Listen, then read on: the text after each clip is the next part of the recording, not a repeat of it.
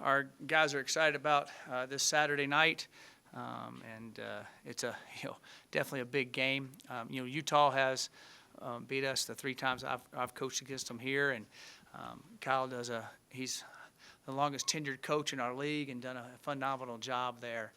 It's going to be an absolute tough game. They are physical on both sides and front, and they got a running back that's pretty hard to tackle. So I'll take any questions at this time. Coach, you made a comment in the aftermath of the win, against Washington State that I thought was interesting about bringing football back, essentially, I think, to the CU family. Can you expound on that a little bit and exactly what that means? Yeah, I think that this group of young men, to me, from all the emails I get when I go out places, and the kids are saying the same thing, kind of, I don't know if it's reconnected, brought those people back and a connection with the University of Colorado, and I believe also a lot of people in the state, because we are the state university, and I think it sends a lot of pride throughout the country about what we have and what we're doing.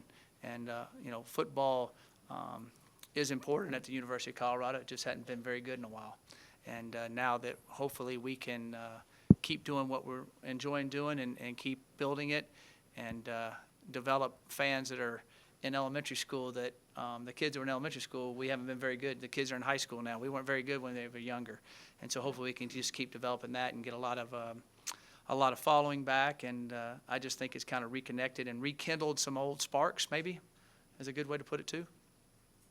Mike, at this point with your team, are you more impressed with their physical maturity and their fundamental growth, or with their mental strength and growth that they've made over the time you've been here? I'm not going to try to be a political answer here, but both. Both of them, they've grown in stature and wisdom is what they've done. Mike, I know you could probably sit here for a long time to talk about your senior class, But obviously this is a group that's going to have the legacy of they were the ones that finished it like this, that got everybody back like you were just talking about. How much does that part of it mean to you that that group that came in with you got to have that? It means everything, that this group of guys were able to get it done in their time. And, some of them have redshirted to have different injuries, and they'll still be a part of it next year and keep it going. But it's really unique to me that these guys' hard-earned work, all their blood, sweat, and tears, truly body parts, get putting back together to keep fighting and keep believing that these guys get to do it. Not often in life does that always happen. We finish this like we want. It truly is a dream come true. And to have, you seemingly have a senior at almost every position group to lead. I mean, from the offensive line, quarterback, defensive line, linebackers, secondary. How big has that been that everywhere you look, you've got one of those guys to kind of help that position? It's really big.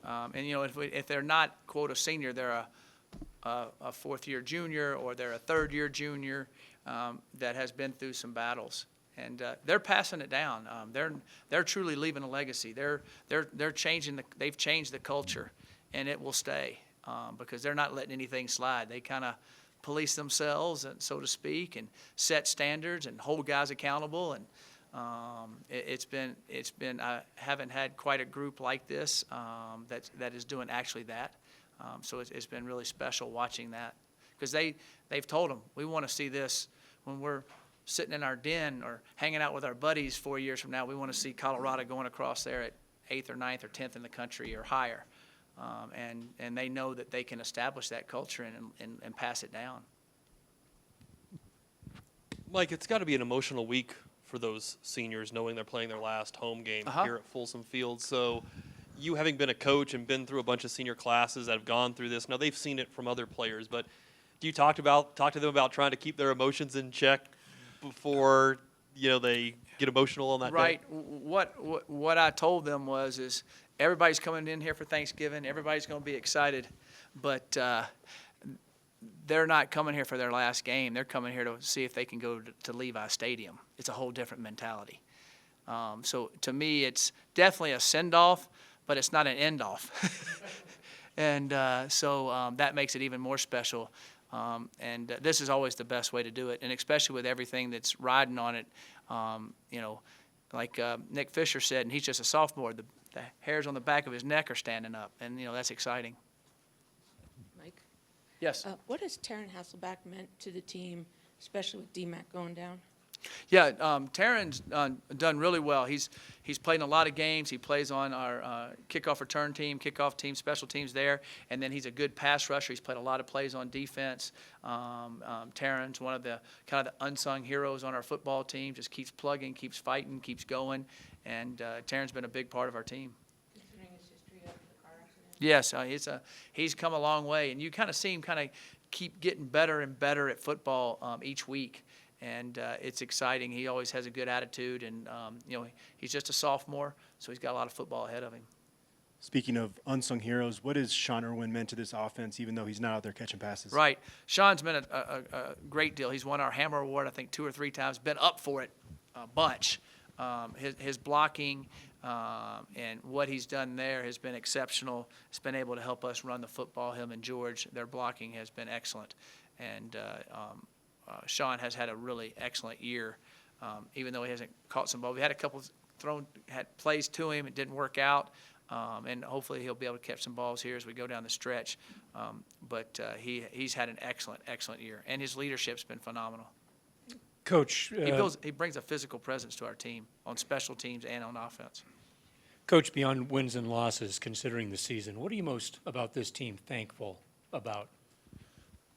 Wow, I got too long. I'd be like the Christmas list. I think that I'm just thankful they stayed and fought with a positive attitude. And that's what turned it. They stayed, they fought, and they had a positive attitude. And they learned an unbelievable life lesson. I've said that a few times, but they really have. So I'm just thankful that they cared enough about each other, cared enough about me, cared enough about the university that they stuck it out. And now they realize in life, if you just keep sticking it out and keep pushing and keep fighting and keep hoping and keep believing, things can come true.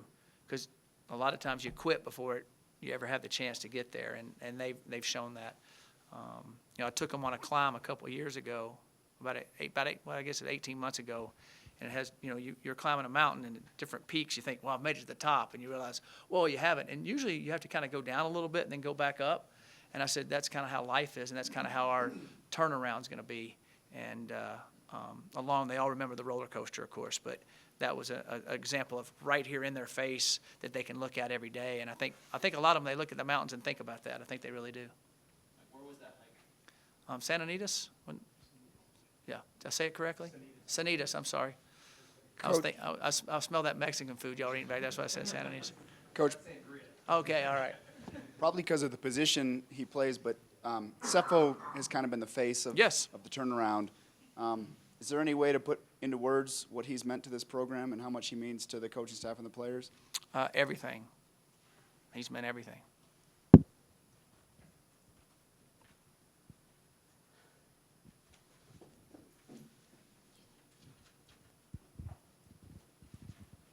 Mike, when you look at this Utah team coming in, they just lost at home to a team that hasn't had the best season, and I'm sure that they're going to be extremely motivated. Just how dangerous of a situation is it with them coming in this season with not a ton to lose?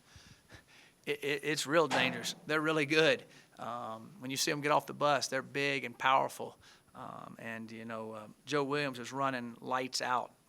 And so it's going to be a tough contest. Again, they beat us the 3 years I've been here. We've got to find a way to beat them. All the games have been close, and they found a way to win it at the end, and we didn't. So we've got to try to find a way to win it at the end because it's going to be a close, tough battle.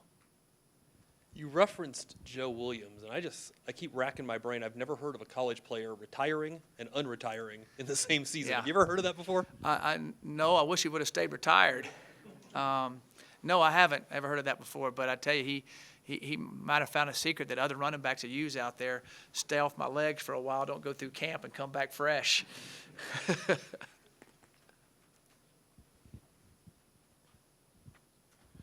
Mike, can you talk about Cheeto and Tedrick have become close friends, and they've both gone through a couple of injuries that Yes. were not the knee and ankle. I mean, they were pretty serious injuries, and they both told me they bonded during that time. So it was about the same time. Oh, yeah, they were. You talk about They were going at the same through that time. with them, seeing them go through it, but then Yeah. also the bond that those two have built and what they've meant for your team. Yeah, I have vivid memories, vivid. I can see myself sitting in the hospital there on Foothills with all of them.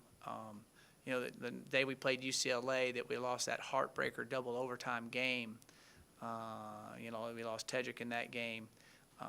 And then Cheeto got hurt. Kenneth Oglebody got hurt in that game. And then Cheeto got hurt that next week in practice and was out. And I remember being at the hospital, and the doctor said, "Oh my gosh, you got guys in every room," and just them bonding through that and going through that. And you know, Tedrick's injury, all injuries are tough. Don't get me wrong, but Tedrick's injury was kind of like very emotional, very, you know, he's out there on the field. They stop the game. They bring an ambulance out. They put him on a stretcher. You know, his brother's calling me from the airport where his team played at Minnesota. His coach is consoling. His brother's going hysterical, seeing it in the airport. Doesn't know if he broke his neck. You know, it's just one of those surreal moments. And then, you know, Cheeto jumps in practice and comes down on his thing, and then he starts swelling up, and he's bleeding. So we got to take him to the hospital fast. And you know, you have all these things happen in about a 48-hour period. So yeah, they did bond, and they bonded together, and then their love for football, their love for their teammates, their love for this university, you know, they kept sticking out and coming back, you know, which is really neat. You know, Tedrick, you know, for a minute there was thinking about not even playing anymore because it was such a dramatic situation. And his brother Cedric talked to him a lot. His mom Flossie, we talked a lot. He talked to them, and he grew a lot as a person. I think he also grew a lot in his faith at the same time. So he took adversity just like our team is and didn't let it kill him. He took adversity and turned it into positiveness. And if they can learn how to do that in life, they're going to go a long way. Mike, when you took this job, did you say it's going to be year 4 when all this turns around? Did you even have a timetable in mind, or did you just say it's going to play out like it plays out and we're going to keep working? Probably all of the above at some time. You know, of course, you always want to win right away. You can do it. But I knew for a fact that we had to build a foundation culturally also. And everybody says that, but any company you do, you have to do that. We had to build a foundation physically, and we had to build a foundation mentally because we were deficient in all those areas. And it takes a while to do all those. So different parts of them come at different times. And so it's kind of all come together. If I had a timetable, I would have said we're a year early, to be honest. But the great thing is that all those seniors and culmination of different things happened. We were able to hit it right now, which is awesome. That's why I'm saying I'm so excited that those guys were able to do it. The senior class, what they've gone through is really unique. I mean, Yes. it's probably happened at other places here and there, but it doesn't happen Not all happen the very time often, no. everywhere, right? So when you look into the future, I mean, they've obviously built a strong bond with you and the brand of Colorado and the university here. In the future, do you expect to see these guys here a lot, around a lot, at games, still helping out in any way they can?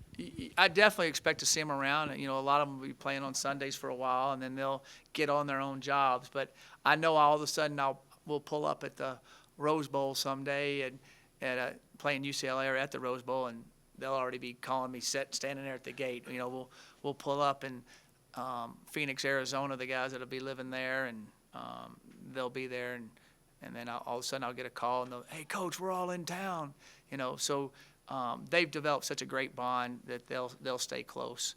You know, to me it's a lot like the guys from the right there at the end of the '80s, not the '90s team. You know, that's when you win a national championship. They're gonna, you know, because they have all these things for them all the time.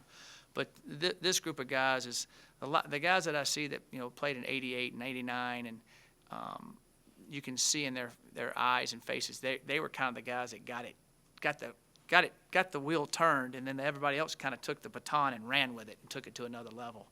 And I think that's what these guys have done.